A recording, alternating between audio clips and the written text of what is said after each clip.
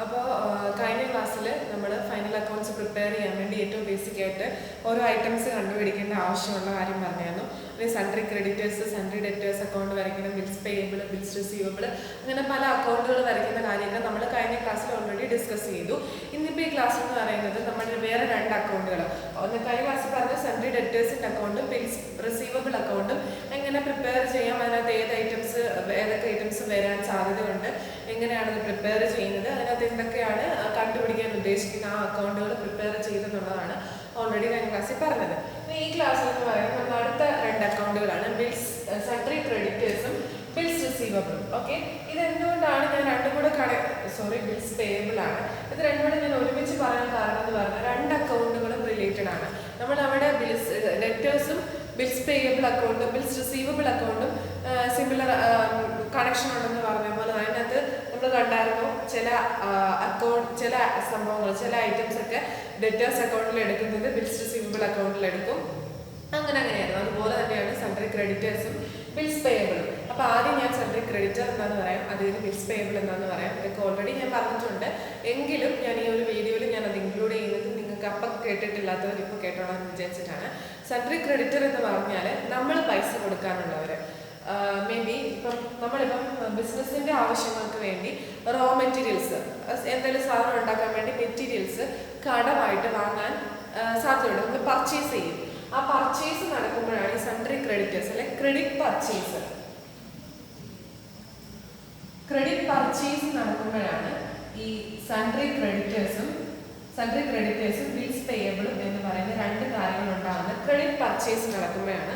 അതുകൊണ്ട് തന്നെ ഈ അക്കൗണ്ട് പ്രിപ്പയർ ചെയ്യുന്നത്, സൺട്രി ക്രെഡിറ്റേഴ്സിൻ്റെ അക്കൗണ്ട് പ്രിപ്പയർ ചെയ്യുന്നത് ക്രെഡിറ്റ് പർച്ചേസ് കണ്ടുപിടിക്കാനായിരിക്കും. അപ്പം നേരത്തെ ഡെറ്റേഴ്സിൻ്റെ അക്കൗണ്ട് എന്തിനാണ് പ്രിപ്പയർ ചെയ്തുകൊണ്ടിരുന്നത്, നമ്മൾ ഡെറ്റേഴ്സിന് സൺട്രി ക്രെഡിറ്റ് സെയിൽ എത്രയാണെന്നുള്ളത് കണ്ടുപിടിക്കാൻ വേണ്ടി. ഇവിടെ നമ്മൾ നടത്തിയ എത്ര രൂപയുടെ സാധനമാണ് കടമായിട്ട് വാങ്ങിച്ചത്, അത് കണ്ടുപിടിക്കാനാണ് ഇത് മെയിനായിട്ട് ഉണ്ടാക്കുന്നത്. അപ്പോൾ സൺട്രി ക്രെഡിറ്റ് പർച്ചേസിൻ്റെ കേസിലാണ് സൺട്രി ക്രെഡിറ്ററും ബിൽസ് പേയബിൾ അക്കൗണ്ടും രണ്ട് അക്കൗണ്ടുകൾ വരുന്നത്.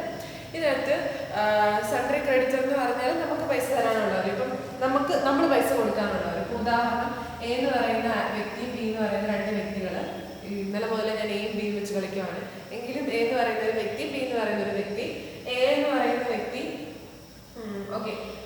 എ എന്ന് പറയുന്നത് ഇപ്പം നമ്മുടെ ബിസിനസ് നടത്തുന്ന ആളാണ്. അപ്പം ബിസിനസ് നടത്തുന്ന ആൾ റോ മെറ്റീരിയൽസ് ഇയാളിൽ നിന്ന് വാങ്ങി ബൈ ചെയ്തു. അപ്പം റോ മെറ്റീരിയൽസ് ഇപ്പോൾ 1000 രൂപയുടെ റോ മെറ്റീരിയൽസ് ആണ് വാങ്ങിച്ചെങ്കിൽ പൈസ ആരാ കൊടുക്കേണ്ടത്, എ ആണ് ബിക്ക് പൈസ കൊടുക്കേണ്ടത്, ക്യാഷ് പൈസ കൊടുക്കേണ്ടത് എ ബിക്ക് കൊടുക്കണം. അപ്പം ബി എയുടെ ആരാ, നമ്മൾ പൈസ കൊടുക്കാനുള്ളവരെന്ന് പറഞ്ഞാൽ നമ്മുടെ ക്രെഡിറ്റർ. ഡെറ്റർ എന്ന് പറഞ്ഞാൽ ആരാണ്, നമുക്ക് പൈസ തരാനുള്ളവർ. നമ്മൾ സെയിൽ നടത്തുമ്പോൾ നമുക്ക് ഇങ്ങോട്ട് പൈസ തരാനുള്ളവരെയാണ് നമ്മൾ ക്രെഡിറ്റ് സെയിൽ ഡെറ്റർ എന്ന് പറയുന്നത്. അപ്പോൾ ക്രെഡിറ്റർ എന്താണെന്ന് മനസ്സിലായി കാണും. അപ്പോൾ ഇവിടുത്തെ കേസിലാണെങ്കിൽ ക്യാഷ് 1000 രൂപ ബി കൊടുക്കണം, പക്ഷെ ബിയുടെ കയ്യിൽ അപ്പോൾ പൈസ ഇല്ലാത്തതുകൊണ്ട്, ബി അല്ല എ കൊടുക്കണം. അപ്പം എയുടെ കയ്യിൽ പൈസ ഇല്ലാത്തതുകൊണ്ട് എ പറഞ്ഞു ഞാനിപ്പോൾ പൈസ തരുന്നില്ല, ഒരു 2 മാസം കഴിഞ്ഞിട്ട്, ഇപ്പോൾ മാർച്ച് 30 ഞാൻ പൈസ തന്നോളാം എന്ന് പറഞ്ഞിരിക്കുകയാണ്. അപ്പോൾ അവിടെ നടന്നത് എന്താണ്, ക്രെഡിറ്റ് സെയിലാണ്. അപ്പം കടമായിട്ടാണ് സാധനം കൊടുത്തിരിക്കുന്നത്. ഈ ക്രെഡിറ്റ് സെയിൽ നടക്കുമ്പോഴാണ് ഇവിടെ ബിൽസ് പേയബിൾ എന്ന് പറയുന്ന ആ ഒരു ഇതിൻ്റെ പ്രസക്തി ഉണ്ടാകുന്നത്. ചിലപ്പോഴാണെങ്കിൽ ഈ ക്രെഡിറ്റ് സെയിൽ 1000 രൂപ പിന്നെ തന്നോളാം എന്ന് പറഞ്ഞുകൊണ്ട് ബി എന്ത് ചെയ്യും, എ എന്ന് പറയുന്ന വ്യക്തിയോ അല്ലെ ബിയോ ഒരു ബില്ലുണ്ടാക്കും. ബില്ലിങ്ങിനായിരിക്കും എന്തെങ്കിലും ഒരു ഫോർമാറ്റിൽ ബില്ലുണ്ടാക്കും. എത്ര രൂപയാണ് തരാനുള്ളത്, എത്ര രൂപയാണ് കൊടുക്കാനുള്ളതിൻ്റെ ബില്ലാണ് ബിൽസ് പേയബിൾ, കിട്ടാനുള്ളതിൻ്റെ ബില്ലാണ് ബിൽസ് റിസീവബിൾ എന്ന് പറയുന്നത്. അപ്പം 100 രൂപ മാർച്ച് 30 തരാനും പറഞ്ഞുകൊണ്ട് എയോ ബിയോ ആരെങ്കിലും അത് പ്രിപ്പയർ ചെയ്യും. എന്നിട്ട് അടുത്ത പാർട്ടി അത് എഗ്രി ചെയ്ത് സൈൻ ചെയ്യും. ഇപ്പം എ ആണ് ഇവിടെ പ്രിപ്പയർ ചെയ്യുന്നതെങ്കിൽ ബിൽസ് പേയബിൾ എന്ന് പറയുമ്പോൾ എ ആണ് ഉണ്ടാക്കുന്നതെങ്കിൽ കൊടുക്കാനുണ്ട്. അപ്പം കൊടുക്കാനുണ്ടെന്ന് പറഞ്ഞുകൊണ്ട് ഈ പുള്ളി ഉണ്ടാക്കുമ്പോഴത്തേനും ബി അത് സൈൻ ചെയ്യും. ഓക്കെ, സമ്മതിച്ചു, ഞാനത് തന്നോളാം. അല്ലെങ്കിൽ ബി ഇത് ഉണ്ടാക്കുമ്പോഴത്തേനും എ അത് സൈൻ ചെയ്യും. അങ്ങനെ രണ്ട് കേസിലും അത് ബിൽസ് പേയബിൾ എന്ന് പറഞ്ഞാൽ എന്താണെന്ന് മനസ്സിലായല്ലോ. അപ്പം പേയബിൾ അക്കൗണ്ടും സൺട്രി ക്രെഡിറ്റേഴ്സ് എന്ന് പറയുന്നതും ഏകദേശം സിമിലർ എന്ന് പറഞ്ഞാൽ രണ്ടും അങ്ങോട്ടും ഇങ്ങോട്ടും കണക്റ്റഡ് ആണ്. അപ്പോൾ ഇതിനകത്ത് എന്തൊക്കെ ഐറ്റംസ് വരും എന്നുള്ളതാണ് ഇനിയിപ്പോൾ നമുക്ക് നോക്കാനുള്ളത്. നോർമലി ഡെറ്റേഴ്സിൻ്റെ ബാലൻസ് എന്താ ഡെബിറ്റ് ബാലൻസ് ആണ്. അപ്പൊ ക്രെഡിറ്റേഴ്സിന്റെ ബാലൻസ് എന്തായിരിക്കും? ക്രെഡിറ്റേഴ്സിന്റെ ബാലൻസ് ക്രെഡിറ്റ് ബാലൻസ് ആയിരിക്കും. അപ്പൊ നമ്മൾ ഓപ്പണിംഗ് ബാലൻസ് ക്രെഡിറ്ററിന്റെ എവിടെയായിരിക്കും സ്റ്റാർട്ട് ചെയ്യേണ്ടത്? ക്രെഡിറ്റ് സൈഡിലായിരിക്കും. അപ്പൊ നമ്മൾ by opening balance brought down, opening balance എന്നല്ല ബാലൻസ് ബ്രോഡ് ഡൗൺ എന്ന് പറഞ്ഞ് വേണം ഓപ്പണിംഗ് ബാലൻസ് എഴുതാൻ. ക്ലോസിംഗ് ബാലൻസ് ഒക്കെ എവിടെയായിരിക്കും? ഓപ്പണിംഗ് ബാലൻസ് ക്രെഡിറ്റിലാണെങ്കിൽ ഓപ്പണിംഗ് ക്ലോസിംഗ് ബാലൻസ് ഓൾവേസ് ക്രെഡിറ്റിലായിരിക്കും. ടു ബാലൻസ് ക്യാരിഡ് ആണ്. ഇത് ക്ലോസിംഗിലെ ബാലൻസ് ആണ്, മറ്റേത് ഓപ്പണിംഗിലെ ബാലൻസ്. ഓക്കെ, അത് ഡൗട്ട് ഒന്നുമില്ലല്ലോ. അപ്പൊ ഇത് രണ്ടും നമ്മൾ കിട്ടുവാണെങ്കിൽ ആദ്യം തന്നെ എഴുതുക. ഇത് ഡെറ്റേഴ്സിന്റെ അക്കൗണ്ടിൽ പറഞ്ഞ എങ്ങനെയായിരുന്നു? ഡെറ്റേഴ്സിന് നോർമലി ഡെബിറ്റ് ബാലൻസ് ആണ്, അതുകൊണ്ട് നമ്മൾ ഡെബിറ്റ് സൈഡിൽ വേണം ഓപ്പണിംഗ് ബാലൻസ് സ്റ്റാർട്ട് ചെയ്യാൻ. ക്രെഡിറ്റ് സൈഡിൽ ക്ലോസിംഗ് ബാലൻസ്. ഇവിടെ ക്രെഡിറ്റേഴ്സിന് ബാലൻസ് എന്ന് പറയുന്നത് ക്രെഡിറ്റ് ആണ്, അതുകൊണ്ടാണ് നമ്മൾ ക്രെഡിറ്റ് സൈഡിൽ ഓപ്പണിംഗ് ബാലൻസ് എഴുതിയിരിക്കുന്നത്. ഇനി നമുക്ക് ഓരോ ഐറ്റംസും എഴുതണം. ഐറ്റംസ് എഴുതുമ്പോഴത്തേനും ശ്രദ്ധിക്കേണ്ട കാര്യം എന്ന് പറഞ്ഞാൽ ഇതിന്റെ ലോജിക് എന്ന് പറയുന്നത് ക്രെഡിറ്റേഴ്സിന്റെ എമൗണ്ടിനെ നമുക്ക് കൂട്ടുന്ന എന്തൊക്കെ വന്നാലും അതിനെ നമ്മൾ ക്രെഡിറ്റ് ചെയ്യുക. കാരണം ക്രെഡിറ്റേഴ്സിന് ക്രെഡിറ്റ് ബാലൻസ് ആണ്. ക്രെഡിറ്റേഴ്സ് എന്ന് പറയുന്ന ഈ ഒരു കാറ്റഗറിക്ക് ക്രെഡിറ്റ് ബാലൻസ് ആണ്. അപ്പം ക്രെഡിറ്റേഴ്സിനെ കൂട്ടുന്ന ഐറ്റംസ് എല്ലാം നമ്മൾ ക്രെഡിറ്റ് ചെയ്യണം. ക്രെഡിറ്റേഴ്സിനെ കുറയ്ക്കുന്ന ഐറ്റംസ് എല്ലാം നമ്മൾ ഡെബിറ്റ് ചെയ്യണം. മറ്റേ ഡെറ്റേഴ്സ് അക്കൗണ്ടിലാണ് നമ്മൾ എങ്ങനെയായിരുന്നു പഠിച്ചത്? ഡെറ്റേഴ്സിന് ഡെബിറ്റ് ബാലൻസ് ആണ്. ഡെറ്റേഴ്സിനെ കൂട്ടുന്ന ഐറ്റം എല്ലാം ഡെബിറ്റ് ചെയ്യണം, കുറയ്ക്കുന്ന ഐറ്റംസ് എല്ലാം നമ്മൾ ക്രെഡിറ്റ് ചെയ്യണം. അങ്ങനെയായിരുന്നു പഠിച്ചത്. നേരെ ഓപ്പോസിറ്റ് ഇവിടെ വരത്തുള്ളൂ. അത് ഏതെങ്കിലും ഒന്ന് പഠിച്ചാൽ മറ്റേത് ഓൾവേസ് അതിന്റെ ഓപ്പോസിറ്റ് ആണ്, ശ്രദ്ധിച്ചാൽ മതി. അപ്പൊ ഇവിടെ എന്ന് പറയുമ്പോഴത്തേനും സെൻട്രി ക്രെഡിറ്റേഴ്സിൽ ക്രെഡിറ്ററിനെ കുറയ്ക്കുന്ന ഐറ്റംസ് എല്ലാം എന്ത് ചെയ്യണം? നമ്മൾ ഇവിടെ എഴുതണം, ഡെബിറ്റ് സൈഡിൽ എഴുതണം. ക്രെഡിറ്ററിനെ കൂട്ടുന്ന ഐറ്റംസ് എല്ലാം ക്രെഡിറ്റ് സൈഡിൽ എഴുതണം. അതൊന്ന് ഇവിടെ മാർക്ക് ചെയ്ത് കുറയ്ക്കുന്ന ഐറ്റംസ് എല്ലാം കുറയ്ക്കുന്ന ഐറ്റംസ് എല്ലാം ഡെബിറ്റിൽ എഴുതണം, കൂട്ടുന്ന ഐറ്റംസ് എല്ലാം നമ്മൾ ക്രെഡിറ്റ് സൈഡിൽ എഴുതണം. ഇത് കാണാൻ തോന്നട്ടെ, കുറയ്ക്കുന്ന ഐറ്റംസ് എല്ലാം ക്രെഡിറ്റിലും ഡെബിറ്റിലും, കൂട്ടുന്ന ഐറ്റംസ് എല്ലാം ക്രെഡിറ്റിലും. ഞാൻ എപ്പോഴും പറയുന്നുണ്ട്, ഒന്ന് ശ്രദ്ധിക്കാൻ വേണ്ടിയാണ്, അത് വിട്ടുപോകല്ലോ എന്ന് ഓർത്തിട്ട്. പിന്നെ അപ്പോൾ എന്തൊക്കെ കാര്യങ്ങളായിരിക്കും നമുക്ക് ഇതിനകത്ത് വരാൻ സാധ്യത ഉള്ളത് നോക്കാം.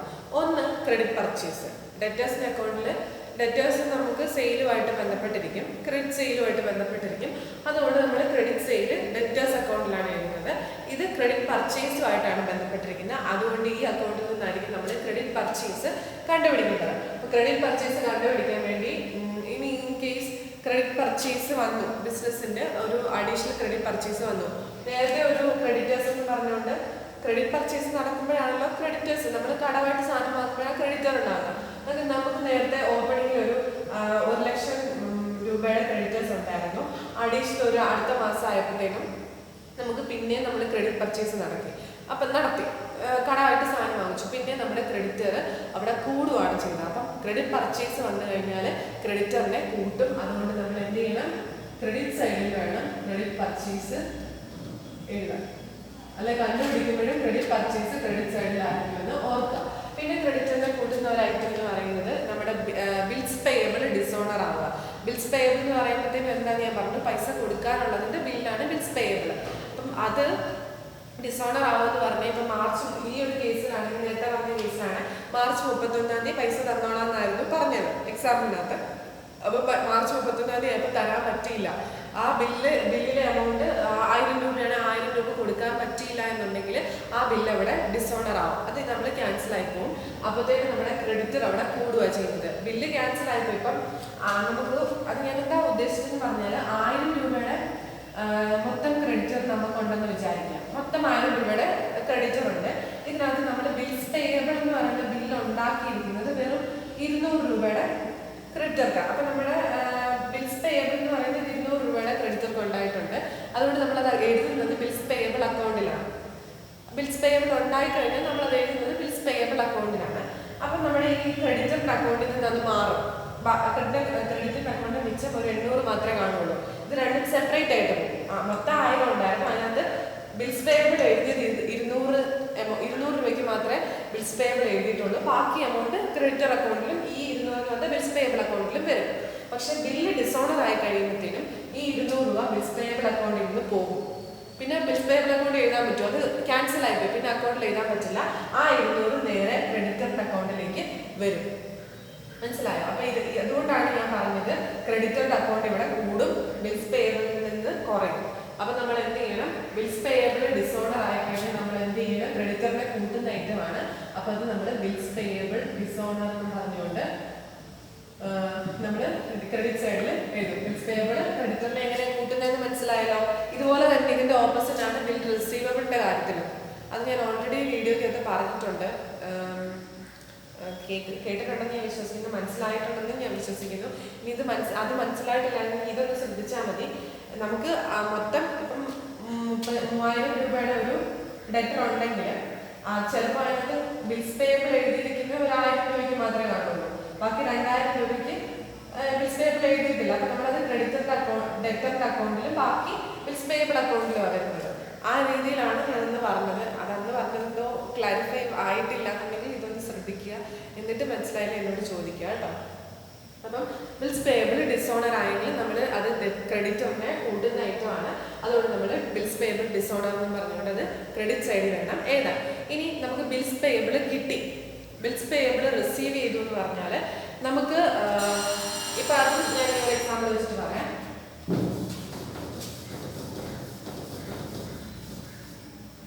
ഒരു എക്സാമ്പിൾ വെച്ചിട്ട് പറയുകയാണെങ്കിൽ നോക്കുക, നമുക്കൊരു 1000 രൂപയുടെ കടമുണ്ട്. പർച്ചേസ് നടത്തിയത് മൊത്തം 1000 രൂപയ്ക്കായിരുന്നു. അപ്പോഴത്തേനും ആദ്യം അത് നമ്മൾ ക്രെഡിറ്ററിന്റെ അക്കൗണ്ടിലല്ലേ എഴുതുന്നത്. നമ്മൾ കടമായിട്ട് സാധനം വാങ്ങിച്ചിട്ടുണ്ട്, നമ്മുടെ ക്രെഡിറ്റർ കൂടും. അപ്പോഴത്തേനും നമ്മൾ ക്രെഡിറ്ററിന്റെ അക്കൗണ്ടിൽ എഴുതുന്നത്. പക്ഷെ അത് കഴിഞ്ഞപ്പോഴത്തേനും വാങ്ങിച്ചു കഴിഞ്ഞ് അത് ക്രെഡിറ്ററിന്റെ അക്കൗണ്ടിൽ എഴുതി കഴിഞ്ഞപ്പോഴത്തേനും എന്ത് ചെയ്യുവാണെങ്കിൽ ഇവിടെ ഒരു ബില്ല് നമുക്ക് കിട്ടി. 1000 രൂപയിൽ ഒരു 200 രൂപയ്ക്ക് ബിൽസ് പേയബിൾ നമ്മൾ എഴുതി, ബിൽസ് പേയബിൾ ഉണ്ടാക്കി. അപ്പം അത് എങ്ങോട്ട് പോകും? 1000 രൂപയിൽ 200 രൂപയ്ക്ക് ബിൽസ് പേയബിൾ ഉണ്ടാക്കി. മിച്ചം മാത്രമേ നമുക്ക്, ബാക്കി 800 മാത്രമേ ഉള്ളപ്പം ക്രെഡിറ്ററിന്റെ അക്കൗണ്ടിൽ. അപ്പൊ ബിൽസ് പേയബിൾ നമുക്ക് കിട്ടിയാൽ, അല്ലെങ്കിൽ ബിൽസ് പേയബിൾ നമ്മൾ ഉണ്ടാക്കി കഴിഞ്ഞാൽ, അല്ല ബിൽസ് പേയബിൾ റിസീവ്ഡ് എന്നൊക്കെ പറഞ്ഞ് വന്നാൽ ഓർക്കുക, നമുക്ക് 1000 രൂപയുടെ ബിൽസ് പേയബിൾ ഉണ്ട്. ഈ ഒരു എക്സാമ്പിൾ ഓർത്താലും മതി. 1000 രൂപയുടെ മൊത്തം നമുക്ക് ക്രെഡിറ്റർ ഉണ്ടായിരുന്നു. അതിനകത്ത് നമ്മൾ 200 രൂപയ്ക്ക് ബിൽസ് പേയബിൾ ഉണ്ടാക്കി. അപ്പൊ നമ്മുടെ ബിൽസ് പേയബിൾ അവിടെ കൂടി, ക്രെഡിറ്റർ അവിടെ കുറഞ്ഞില്ലേ? നേരത്തെ ക്രെഡിറ്റർ അക്കൗണ്ടിലായിരുന്നു, നമ്മൾ ബിൽസ് പേയബിൾ ഇതിനകത്ത് ഉണ്ടാക്കിയപ്പോൾ നമ്മുടെ ഈ ക്രെഡിറ്റർ 1000 എന്നുള്ളത് മാറി 800 ആയി. അപ്പൊ ബിൽസ് പേയബിൾ റിസീവ് ചെയ്താൽ നമ്മുടെ ക്രെഡിറ്റർ അവിടെ കുറഞ്ഞു പോവുക ചെയ്യുന്നത്, പക്ഷെ ബിൽസ് പേയബിൾ അവിടെ കൂടുകയും ചെയ്തു. അപ്പം ബിൽസ് പേയബിൾ റിസീവ് ചെയ്തു എന്ന് പറഞ്ഞാൽ എന്തായിരിക്കും അവിടെ എൻട്രി വരുന്നത്? അല്ലെ ബിൽസ് പേയബിൾ റിസീവ് ചെയ്യുന്നു പറഞ്ഞാൽ എന്തായിരിക്കും വരുന്നത്? ബിൽസ് പേയബിൾ നമ്മുടെ ക്രെഡിറ്ററിനെ കുറയ്ക്കും. അതുകൊണ്ട് നമ്മളത് ഡെബിറ്റ് സൈഡിൽ വേണം. ക്രെഡിറ്ററിനെ കുറയ്ക്കുന്നതുകൊണ്ട് ഡെബിറ്റ് സൈഡിൽ വേണം എഴുതാൻ. ബിൽസ് പേയബിൾ റിസീവ്ഡ്, അത് നമ്മൾ ഡെബിറ്റ് സൈഡിൽ വേണം എഴുതാൻ. റിസീവ്ഡ് അല്ലെങ്കിൽ അക്സെപ്റ്റഡ് എന്നും വരുവേ. റിസീവ്ഡ് എന്ന് വരത്തില്ല, ചിലപ്പം റിസീവ്ഡ് അല്ല, അക്സെപ്റ്റഡ് അല്ല, ഇഷ്യൂഡ് എന്ന് വരും. ഇഷ്യൂഡ് എന്ന് വരുമോ? അക്സെപ്റ്റഡ് ഓർ ഇഷ്യൂഡ് ആയിട്ട്. റിസീവ്ഡ് എന്ന് വരത്തില്ല, അതെനിക്ക് പറഞ്ഞത് തെറ്റിപ്പോയതാണ്. Accepted, bills payable accepted or issued. അത് മനസ്സിലായി കാണുമല്ലോ. ഇനി ഞാൻ എക്സ്പ്ലെയിൻ ചെയ്യേണ്ട ആവശ്യമുണ്ടോ? ഇല്ലല്ലോ. ഞാൻ 1000 രൂപയുടെ സാധനത്തിന് ബിൽസ് പേയബിൾ ഇഷ്യൂ ചെയ്ത് കഴിഞ്ഞാൽ ഉള്ള ക്രെഡിറ്റർ കുറഞ്ഞു പോയി. അപ്പം ബിൽസ് പേയബിൾ ഇവിടെ കൂടും. അപ്പം നമ്മൾ ആ എൻട്രി ഇതിന് ഇവിടെ ഒരു എഫക്റ്റ് ഉണ്ടാവും. ബിൽസ് പേയബിൾ കൂടുകയല്ലേ, അപ്പം അതിന് ഇതിന് ഇവിടെ ഒരു എഫക്റ്റ് ഉണ്ടാവും. അത് ഞാൻ പറഞ്ഞുതരാം. അത് ഞാൻ ഓൾറെഡി പറഞ്ഞിട്ട് പോവാം. ഓക്കെ, ഇവിടെ ഈ പറഞ്ഞ എക്സാമ്പിൾ ആണെങ്കിൽ 1000 രൂപയുടെ ക്രെഡിറ്റർ ഉണ്ടായിരുന്നു. അതിനകത്ത് നമ്മൾ ബിൽസ് പേയബിൾ ഇഷ്യൂ ചെയ്തപ്പോൾ 200 രൂപ ബിൽസ് പേയബിൾ കൂടി. നമ്മുടെ ബിൽസ് പേയബിൾ, നമ്മുടെ ക്രെഡിറ്റർ അവിടെ കുറഞ്ഞു. അതിനുള്ള എൻട്രിയാണ് നമ്മൾ ഇവിടെ ക്രെഡിറ്റർ കുറഞ്ഞത് കൊണ്ട് to bills issued, bills payable issued or accepted എന്ന് പറഞ്ഞുകൊണ്ട് ഇവിടെ എഴുതുന്നത്. ആ സെയിം സാധനം ബിൽസ് പേയബിൾ ഇവിടെ കൂടിയില്ലേ, അപ്പൊ ബിൽസ് പേയബിളിന്റെ കൂട്ടി നമ്മൾ കാണിക്കണം. ബിൽസ് പേയബിളിന് എപ്പോഴും ക്രെഡിറ്റ് ബാലൻസ് ആണ്, ക്രെഡിറ്ററിന് ക്രെഡിറ്റ് ബാലൻസ് ആണ്, ബിൽസ് പേയബിളിനും ക്രെഡിറ്റ് ബാലൻസ് ആണ്. അപ്പൊ ഇതിന്റെ ബാലൻസ് സ്റ്റാർട്ട് ചെയ്യുന്നത് ടു ബാലൻസ് ബൈ ബാലൻസ് കൊണ്ടാണ് ക്രെഡിറ്റ് സൈഡിൽ തന്നെയായിരിക്കും. ബിൽസ് പേയബിളിന്റെ ക്രെഡിറ്റ് ബാലൻസ് ആണ്, അതുകൊണ്ടാണ് ബാലൻസ് ക്രെഡിറ്റ് സൈഡിൽ സ്റ്റാർട്ട് ചെയ്യുന്നത്. ഇനി അതിന് വല്ല സംശയം ഉണ്ടെങ്കിൽ ഒന്ന് ചോദിച്ചേക്കണം. ഞാനത് കഴിഞ്ഞ ക്ലാസ്സിൽ അത്ര എക്സ്പ്ലെയിൻ ചെയ്ത് പറഞ്ഞത് കൊണ്ടാണ് ഇപ്പം ഞാൻ അത്ര എക്സ്പ്ലെയിൻ ചെയ്യാൻ നിൽക്കാത്തത്. അപ്പം ടു ബിൽസ് പേയബിൾ, ഇതിന്റെ ക്ലോസിംഗ് ബാലൻസ് എന്ന് പറയുന്നത് ഇവിടെ വരും, ഡെബിറ്റ് സൈഡ് വരും. അപ്പൊ ഇതിന്റെ ഈ ബിൽസ് പേയബിൾ ഇഷ്യൂ ചെയ്ത് കഴിഞ്ഞാൽ ബിൽസ് പേയബിൾ കൂടും. ബിൽസ് പേയബിൾ കൂടുമ്പോൾ നമ്മൾ എന്ത് ചെയ്യും? ക്രെഡിറ്റ് ചെയ്യും. ബിൽസ് പേയബിൾ ശരിക്കും ക്രെഡിറ്റ് ബാലൻസ് ആണ്. അപ്പൊ ബിൽസ് പേയബിൾ കൂടുവാണെങ്കിൽ ക്രെഡിറ്റ് ചെയ്യും. അപ്പൊ നമ്മൾ bills payable accepted, bills payable accepted എന്ന് പറഞ്ഞ് എഴുതാൻ പറ്റത്തില്ല.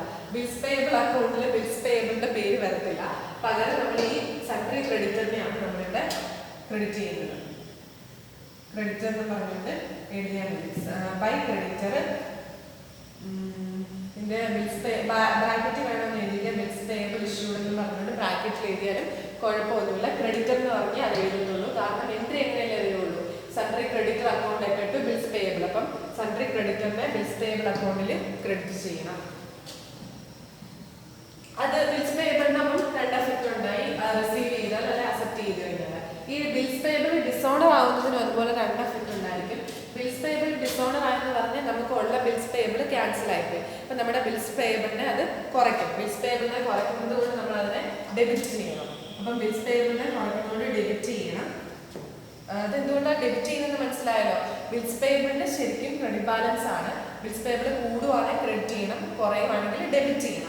അപ്പൊ ബിൽസ് പേയബിൾ ഇതിന് ഡിസോർഡർ ആയി കഴിഞ്ഞാൽ അത് കുറയുമ്പോൾ നമ്മൾ എന്ത് ചെയ്യും? അതിനെ ഡെബിറ്റ് ചെയ്യണം. ഡെബിറ്റ് ചെയ്യുന്നത് ബിൽസ് പേയബിൾ എന്ന് പറഞ്ഞാൽ എഴുതാൻ പറ്റുമോ? ഇല്ല. ആ അക്കൗണ്ടിലെ പേര് നമ്മൾ എഴുതാൻ പറ്റുള്ളൂ. അപ്പൊ ടു ക്രെഡിറ്റേഴ്സ് എന്ന് പറഞ്ഞുകൊണ്ട് വേണം എഴുതാൻ. ഇത് ബിൽസ് പേയബിൾ ഡിസോർഡർ ആയതാണ്. അതൊന്ന് ബ്രാക്കറ്റ് കൊടുത്തേക്കണം. കാരണം ഈ ക്രെഡിറ്റ് അത് ഇപ്പൊ നിങ്ങൾക്ക് മനസ്സിലാകാൻ വേണ്ടി അക്കൗണ്ട്സ് എഴുതുമ്പോഴത്തേനും എങ്ങനെയെങ്കിലും എഴുതാന്ന് പറഞ്ഞാലും നിങ്ങൾക്ക് മനസ്സിലാവാൻ വേണ്ടിയാണ് ഞാൻ പറഞ്ഞത്. കാരണം ഇല്ലെങ്കിൽ ഇത് മാറിപ്പോ ഈ ക്രെഡിറ്ററുടെ കണക്കിൽ ഏത് എമൗണ്ട് എഴുതേണ്ടെന്നുള്ളൊരു സംശയം വരും. ഇത് ലോജിക്ക് മനസ്സിലായി ഞാൻ വിശ്വസിക്കുന്നു. എന്തെങ്കിലും ഡൗട്ട് ഉണ്ടോ ചോദിച്ചാൽ മതി. അല്ലെങ്കിൽ ഈ വീഡിയോ മനസ്സിലായില്ലെങ്കിൽ ഒന്നും കൂടെ ഒന്ന് റിമൈൻഡ് ചെയ്ത് ആ പോർഷൻ ഒന്ന് കണ്ടാൽ അങ്ങനെ ഒരു ഓപ്ഷൻ കൂടെ ഉണ്ടല്ലോ നിങ്ങൾക്ക്. ഇപ്പം ക്ലാസ്സിൽ പറഞ്ഞു പോകുമ്പോൾ ആ ഒരു ഓപ്ഷൻ ഇല്ല. നെറ്റ് കട്ടായി കഴിഞ്ഞാൽ അവിടെ വെച്ച് നിൽക്കും. ആ ഒരു പ്രശ്നമുണ്ട്. അപ്പൊ ഇത്ര ഐറ്റംസ് ആണ് വരുന്നത്. പിന്നെയുള്ള ഐറ്റം എന്ന് പറയുന്നത് ഡിസ്കൗണ്ട് റിസീവ് ചെയ്യുക. ഡിസ്കൗണ്ട് റിസീവ് ചെയ്യുക എന്ന് പറഞ്ഞാൽ ഇപ്പൊ പറയുകയാണെങ്കിൽ നമുക്ക് ഒരു 1000 രൂപയുടെ ക്രെഡിറ്റർ ഉണ്ടായിരുന്നു. ക്രെഡിറ്റർ എന്ന് പറഞ്ഞാൽ നമ്മൾ പൈസ കൊടുക്കാനുള്ള ആൾക്കാരുണ്ടായിരുന്നു. അപ്പൊ അവർ നമുക്ക് ഡിസ്കൗണ്ട് തന്നു. നമുക്ക് ഡിസ്കൗണ്ട് റിസീവ് ചെയ്തു. നമുക്ക് ഡിസ്കൗണ്ട് കിട്ടി. അവർ 200 രൂപയുടെ ഡിസ്കൗണ്ട് തന്നു. അപ്പൊ നമ്മുടെ ഈ ക്രെഡിറ്റർ എന്ന് പറയുന്നത് 800 ആയിട്ട് കുറഞ്ഞു. നമുക്കപ്പം 1000 രൂപ കൊടുക്കേണ്ടടുത്ത് 200 രൂപ കുറച്ചിട്ട് ബാക്കി 800 കൊടുത്താൽ മതി. അപ്പൊ ഡിസ്കൗണ്ട് റിസീവ് ചെയ്ത് കഴിഞ്ഞാൽ നമ്മുടെ ക്രെഡിറ്ററിനെ അത് കുറയ്ക്കും. അപ്പൊ അതിനെ എന്ത് ചെയ്യണം? ഡെബിറ്റ് ചെയ്യണം. ക്രെഡിറ്റിനെ കുറയ്ക്കുന്നത് കൊണ്ട് നമ്മൾ ഡിസ്കൗണ്ട് റിസീവ് ചെയ്താൽ ക്രെഡിറ്റ് ചെയ്യണം. മനസ്സിലായോ? ഡെബിറ്റ് ചെയ്യണം. മനസ്സിലായല്ലോ? പിന്നെ എന്ന് പറയുന്നത് ഇതിനകത്ത് വരുന്ന item purchase return. Purchase return എന്ന് പറയുമ്പോൾ സെയിൽസ് റിട്ടേൺ ആയിരുന്നു ഡെറ്റേഴ്സ് അക്കൗണ്ടിൽ. പർച്ചേസ് റിട്ടേൺ എന്ന് പറഞ്ഞാൽ നമ്മൾ വാങ്ങിച്ച സാധനം നമ്മൾ തിരിച്ചു കൊടുത്തു. കടമായിട്ട് വാങ്ങിച്ചത് നമ്മൾ തിരിച്ചു കൊടുത്തു. കടമായിട്ട് വാങ്ങിച്ചത് തിരിച്ചു കൊടുത്തു എന്ന് പറയുമ്പോഴത്തേനും ഇപ്പം ഞാൻ എക്സാമ്പിൾ പറയാം. 1000 രൂപയുടെ സാധനം നമ്മൾ കടമായിട്ട് വാങ്ങിച്ചു. അപ്പൊ നമ്മുടെ ക്രെഡിറ്റർ കൂടി. നമ്മുടെ ക്രെഡിറ്ററിന്റെ അക്കൗണ്ടിൽ നമ്മളത് എഴുതി വെച്ചേക്കുക. 1000 എന്ന് പറഞ്ഞുകൊണ്ട് ക്രെഡിറ്ററിന്റെ അക്കൗണ്ട് എഴുതി വെച്ചിട്ടുണ്ട്. പക്ഷെ നമ്മൾ ഇത് 2 ദിവസം കഴിഞ്ഞപ്പോൾ എന്തോ ആ ഗുഡ്സിന് എന്തോ ഡിഫക്റ്റ് ഉണ്ടായതുകൊണ്ട് നമ്മളത് പർച്ചേസ് റിട്ടേൺ ചെയ്തു, തിരിച്ചു കൊടുത്തു. നമ്മൾ വാങ്ങിച്ച 1000 രൂപയുടെ സാധനം തിരിച്ചു കൊടുത്തു. തിരിച്ചു കൊടുക്കുമ്പോഴത്തേക്കും നമ്മുടെ ആ ക്രെഡിറ്ററിന് ആ കൂട്ടി എഴുതി വെച്ചിരുന്നത് നമ്മൾ കുറയ്ക്കണ്ടേ? 1000 രൂപയുടെ സാധനം നമ്മൾ തിരിച്ചു കൊടുത്തു കഴിഞ്ഞാൽ 1000 രൂപ വെച്ച് ക്രെഡിറ്റർ അങ്ങ് കുറഞ്ഞു പോകും. നമ്മുടെ ക്രെഡിറ്റർ കുറഞ്ഞു. അപ്പൊ പർച്ചേസ് റിട്ടേൺ എന്ന് പറയുന്നത് ക്രെഡിറ്ററിനെ കുറയ്ക്കുന്ന ഐറ്റമാണ്. അത് നമ്മൾ എന്ത് ചെയ്യണം? ഡെബിറ്റ് ചെയ്യണം. പർച്ചേസ് റിട്ടേൺ അല്ലെങ്കിൽ റിട്ടേൺ ഔട്ട്വേർഡ്സ് എന്ന് വരിക. റിട്ടേൺ ഔട്ട്വേർഡ് എന്ന് പറഞ്ഞാൽ വെളിയിലേക്ക് നമ്മൾ റിട്ടേൺ ചെയ്തു, അതാണ് ഉദ്ദേശിക്കുന്നത്. റിട്ടേൺ ഔട്ട്വേർഡ് എന്ന് പറഞ്ഞാൽ കൺഫ്യൂഷൻ ഒന്നും വരരുത്. അത് സെയിം സാധനം തന്നെയാണ്. പിന്നെ ഇതിനകത്ത് വരുന്ന ഐറ്റം എന്ന് പറഞ്ഞാൽ ക്യാഷ് പെയ്ഡ് ടു ക്രെഡിറ്റേഴ്സ്, അതും വരും. ക്യാഷ് പെയ്ഡ് ടു ക്രെഡിറ്റേഴ്സ് എന്ന് പറഞ്ഞാൽ ഇപ്പം 1000 രൂപയുടെ ക്രെഡിറ്റർ നമുക്ക് ഉണ്ടായിരുന്നു. അപ്പം നമ്മുടെ അക്കൗണ്ടിൽ എഴുതി വെച്ചിരിക്കുന്നത് എത്രയാണ്? 1000 എന്ന് പറഞ്ഞുകൊണ്ട് എഴുതി വെച്ചിരിക്കുന്നത്. പക്ഷേ നമ്മൾ എന്ത് ചെയ്യുവാണ്? ആ ക്രെഡിറ്റർക്ക് നമ്മൾ പൈസ കൊടുക്കാനുള്ളവരാണ്. 1000 രൂപ കൊടുക്കാനുണ്ടായിരുന്നു. പക്ഷെ നാളെ ഇപ്പം ഇന്ന് എൻ്റെ കയ്യിൽ കുറച്ച് പൈസ കിട്ടി. അപ്പം ഞാൻ എന്ത് ചെയ്യാണ്? ഞാനൊരു 200 രൂപ കിട്ടി. ഇപ്പം 200 രൂപ അവർക്ക് കൊടുത്തു. 200 രൂപ കൊടുത്തു കഴിഞ്ഞാൽ മിച്ചം എത്ര ക്രെഡിറ്ററിനുണ്ട്? 800 ഉള്ളൂ. അപ്പം നമ്മുടെ ക്യാഷ് പേ ചെയ്താൽ, നമ്മൾ ക്യാഷ് അങ്ങോട്ട് കൊടുത്താൽ, ക്രെഡിറ്റർക്ക് ക്യാഷ് കൊടുത്തു കഴിഞ്ഞാൽ നമ്മുടെ ക്രെഡിറ്ററിനെ അത് കുറയ്ക്കുന്ന ഐറ്റമാണ്. അതുകൊണ്ട് നമ്മൾ എന്ത് ചെയ്യണം? അതിനെ ഡെബിറ്റ് ചെയ്യണം. Cash paid to creditor, to cash എഴുതിയാൽ മതി. പെയ്ഡ് ടു ക്രെഡിറ്റർ എന്ന് പറയുന്നത് ജസ്റ്റ് എഴുതുന്ന മാത്രം മതി. അക്കൗണ്ട്സിൽ ക്യാഷ് പെയ്ഡ് ടു അക്കൗണ്ട് എന്ന് പറഞ്ഞാൽ നമ്മൾ എഴുതത്തില്ലല്ലോ. ക്യാഷ് പെയ്ഡ് ടു ക്രെഡിറ്റർ എന്ന് പറഞ്ഞുകൊണ്ട് അക്കൗണ്ട്സ് ജേർണൽ എഴുതുമ്പോൾ എഴുതത്തില്ലല്ലോ. ടു ക്യാഷ് എന്ന് പറഞ്ഞ് എഴുതിയാൽ മതി. പിന്നെ ഇതിനകത്ത് വരുന്ന ഐറ്റം എന്ന് പറയുന്നത് ക്യാഷ് പെയ്ഡ് ടു അക്കൗണ്ട്സ്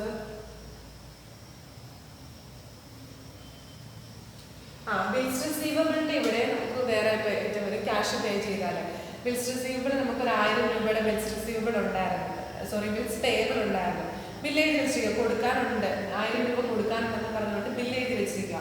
അതായത് 200 രൂപ നമ്മൾ ക്യാഷ് കൊടുത്തു കഴിഞ്ഞാൽ മിച്ചം ബിൽസ് നമ്മുടെ ബിൽസ് പേയബിൾ കുറയുമല്ലോ അവിടെ ചെയ്യുന്നത്, മിച്ചം 800 കാണുമല്ലോ. അപ്പോൾ ബിൽസ് പേയബിളിനെ കുറയ്ക്കും ക്യാഷ് പേ ചെയ്ത് കഴിഞ്ഞാൽ. അപ്പം നമ്മൾ ക്യാഷ് പെയ്ഡ് എന്ന് പറ്റും ക്യാഷ് എന്ന് പറഞ്ഞുകൊണ്ട് ഡെബിറ്റ് സൈഡിൽ വേണം ബിൽസ് പേയബിൾ അക്കൗണ്ടിൽ ക്യാഷ് പേ ചെയ്ത് കഴിഞ്ഞാൽ ബിൽസ് പേയബിളിന്റെ ക്യാഷ് പേ ചെയ്ത് കഴിഞ്ഞാൽ എഴുതണം.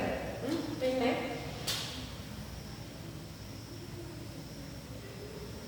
അപ്പൊ ഇത്രയേ ഉള്ളൂ. അപ്പം ഇതിനകത്ത് മനസ്സിലാക്കേണ്ട ഒരു കാര്യം എന്ന് പറഞ്ഞാല് ബില്ല് ഡിസോണർ ആയി ഈ അക്കൗണ്ട് ക്രെഡിറ്ററിന്റെ അക്കൗണ്ടിൽ മാത്രമല്ല ഡെറ്ററിന്റെ അക്കൗണ്ടിൽ എടുത്തെന്ന് പറഞ്ഞാലും ബില്ല് ഡിസോണർ ആയി കഴിഞ്ഞാലും ബില്ല് റിസീവ് ചെയ്താലും ക്രെഡിറ്ററിന്റെ അക്കൗണ്ടിലും ബിൽസ് പേയബിൾ ക്രെഡിറ്ററിന്റെ അക്കൗണ്ടിലും അതുപോലെ ബിൽസ് പേയബിൾ അക്കൗണ്ടിലും ഒരേപോലെ എഫക്റ്റ് ഉണ്ടാവും. ഇപ്പൊ സൺഡ്രി ഡെറ്റേഴ്സ് അക്കൗണ്ട് ആണെങ്കിലും അതുപോലെ ബില്ല് ഡിസോണർ ആയെന്ന് പറഞ്ഞു വന്നാൽ രണ്ട് അക്കൗണ്ടിലും ബിൽസ് റിസീവബിൾ അക്കൗണ്ടിലും സൺഡ്രി ക്രെഡിറ്റർ അക്കൗണ്ടിലും സൺഡ്രി ഡെറ്റർ അക്കൗണ്ടിലും ഒരുപോലെ എഫക്റ്റ് ഉണ്ടാവും. അതൊന്ന് ശ്രദ്ധിച്ചോളാം. ബിൽസ് പേയബിൾ റിസീവ്ഡോ അക്സെപ്റ്റഡോ ഇഷ്യൂഡോ ബിൽസ് പേയബിൾ റിസീവ്ഡോ ബിൽസ് റിസീവബിൾ റിസീവ്ഡോ എന്നൊക്കെ വന്നാലും ഇച്ചിരി ഒരു ശ്രദ്ധിച്ച് ചെയ്തോണം. ബാക്കി എല്ലാ ഐറ്റംസും നമുക്ക് കുറയുന്നത് കൂടുന്നതനുസരിച്ച് അഡ്ജസ്റ്റ് ചെയ്യാനുള്ളതേ ഉള്ളൂ. ആ ലോജിക്ക് മനസ്സിലായി കഴിഞ്ഞാൽ ലോജിക്ക് മനസ്സിലായാലും നിങ്ങൾ ഇതെന്ത് ചെയ്യും കാണാം പാഠം പഠിച്ചിട്ട് ആ എൻട്രി ആ അഡ്ജസ്റ്റ്മെന്റ് എല്ലാം അങ്ങ് എഴുതി വെക്കും. പക്ഷേ കാണാപ്പാഠം പഠിക്കുന്നതുകൊണ്ടുള്ള ഒരു പ്രശ്നം അടുത്ത സെമ്മിലും ഇത് തന്നെ പഠിക്കാനുണ്ട്.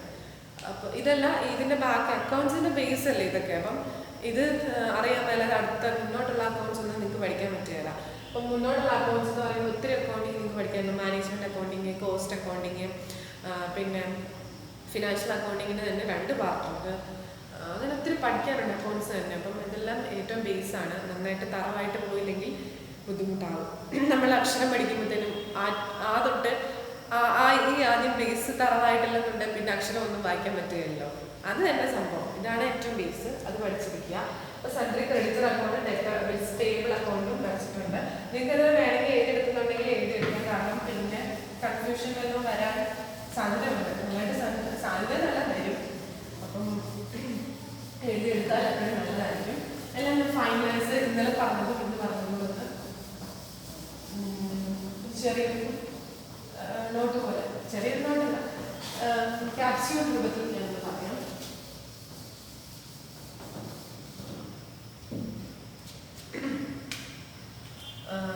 ആദ്യം നമ്മൾ ഡെറ്റർ അക്കൗണ്ട് ആണ് വരച്ചത്. ഡെറ്റർ അക്കൗണ്ടിനകത്ത് നമ്മൾ എന്താ ചെയ്തത്, ഡെറ്റർ അക്കൗണ്ട് ഡെബിറ്റ് ബാലൻസ് ആണ്. അപ്പോൾ ഡെറ്റേഴ്സ് കൂടുന്ന ഐറ്റംസ് എല്ലാം കൂടുന്നതിനെല്ലാം ഡെബിറ്റ് ചെയ്തു. കുറയുവാണെങ്കിൽ ഡെറ്റർ കുറയുവാണെങ്കിൽ അതിനെല്ലാം നമ്മൾ ക്രെഡിറ്റ് ചെയ്തു. അങ്ങനെയായിരുന്നു ചെയ്തത്. ഇൻക്രീസ് വന്നു ഡിക്രീസ് വന്നാൽ അങ്ങനെ ചെയ്തു. അപ്പം ബിൽസ് പേയബിൾ ബിൽസ് റിസീവബിൾ ആയിരുന്നു അതുമായിട്ട് കണക്റ്റഡ് ആയിട്ടുള്ള അക്കൗണ്ട്. അവിടെയും അതുപോലെ തന്നെ ചെയ്തത്. ബിൽസ് റിസീവബിൾ കൂടുവാണെങ്കിൽ നമ്മൾ ഡെബിറ്റ് ചെയ്തു, ബിൽസ് റിസീവബിൾ കുറഞ്ഞപ്പോൾ നമ്മൾ ക്രെഡിറ്റ് ചെയ്തു. ഇവിടെ വന്ന് ഇന്ന് പഠിച്ചത് ക്രെഡിറ്റർ അക്കൗണ്ട് ആണ്. ക്രെഡിറ്റർ അക്കൗണ്ടിനകത്ത് ക്രെഡിറ്റ് ബാലൻസ് ആണ് ക്രെഡിറ്റ് അക്കൗണ്ട്. അതുകൊണ്ട് ക്രെഡിറ്റർ ഇൻക്രീസ് ചെയ്യുവാണെങ്കിൽ ക്രെഡിറ്റ് ചെയ്യും, ഡിക്രീസ് ചെയ്യുവാണെങ്കിൽ ഡെബിറ്റ് ചെയ്യും. ഇതുമായിട്ട് കണക്റ്റഡ് ആയിട്ടുള്ള അക്കൗണ്ട് ബിൽസ് പേയബിൾ അക്കൗണ്ട് ആണ്. ബിൽസ് പേയബിളിന്റെ ക്രെഡിറ്റ് ബാലൻസ് ആണ്. അതുകൊണ്ട് ഇൻക്രീസ് ചെയ്താൽ ക്രെഡിറ്റ് ചെയ്യും, ഡിക്രീസ് ചെയ്താൽ ഡെബിറ്റ് ചെയ്യും. ഓക്കെ, അത്രയും മനസ്സിലാക്കുക. പിന്നെ ഡിസോണർ ആവുന്നതും ഇതും ശ്രദ്ധിക്കുക. അടുത്ത വീഡിയോക്കകത്ത് നമുക്ക് ക്യാഷ് അക്കൗണ്ട് പഠിക്കാം. അതിന് മുമ്പൊരു കാര്യം, ഈ അക്കൗണ്ടിൽ ഞാൻ ഇത്രയും ഐറ്റംസ് വരുമെന്ന് പറഞ്ഞത് ചിലപ്പോൾ നമുക്ക് ഈ പറഞ്ഞ ഐറ്റംസ് എല്ലാം നമുക്ക് ക്വസ്റ്റ്യനകത്ത് കാണും. അതിനകത്ത് ഒരു ഐറ്റം മാത്രം കാണുകയില്ല. അപ്പോൾ ആ ഐറ്റം കണ്ടുപിടിക്കാനാണ് നമ്മൾ കഷ്ടപ്പെടുന്നത്. ചിലപ്പോൾ ക്രെഡിറ്റ് പർച്ചേസ് കാണുകയില്ല നമുക്ക് ക്വസ്റ്റ്യനകത്ത്. അപ്പോൾ ക്രെഡിറ്റ് പർച്ചേസ് ഉണ്ടെങ്കിൽ മാത്രമേ ഉള്ളൂ നമുക്ക് ടോട്ടൽ പർച്ചേസ് ഓപ്പണിംഗ് സ്റ്റോക്ക് ആയിട്ട് ട്രേഡിംഗ് അക്കൗണ്ട് എഴുതത്തില്ലേ, ആ പർച്ചേസ് എഴുതണം എന്നുണ്ടെങ്കിൽ ക്രെഡിറ്റ് പർച്ചേസും സെയിൽ മറ്റേ ക്യാഷ് പർച്ചേസും അറിയണം. അപ്പോൾ ക്രെഡിറ്റ് പർച്ചേസ് ഇല്ല എന്നുണ്ടെങ്കിൽ അത് കണ്ടുപിടിക്കേണ്ടി വരും. പർച്ചേസ് എന്ന് പറയുമ്പോൾ ക്രെഡിറ്റും ക്യാഷ് ഒരുമിച്ച് കൂടുന്നതാണല്ലോ. അപ്പോൾ അതിനു വേണ്ടിയൊക്കെയാണ് നമ്മൾ ഈ അക്കൗണ്ട് ബാലൻസ് ചെയ്ത് വേണം ഓരോ ഐറ്റംസും കണ്ടുപിടിക്കാൻ. പ്രോബ്ലം ചെയ്യുമ്പോഴത്തേക്കും നിങ്ങൾക്കത് മനസ്സിലാവും. അപ്പോൾ ഇത്രയും ഉള്ളൂ.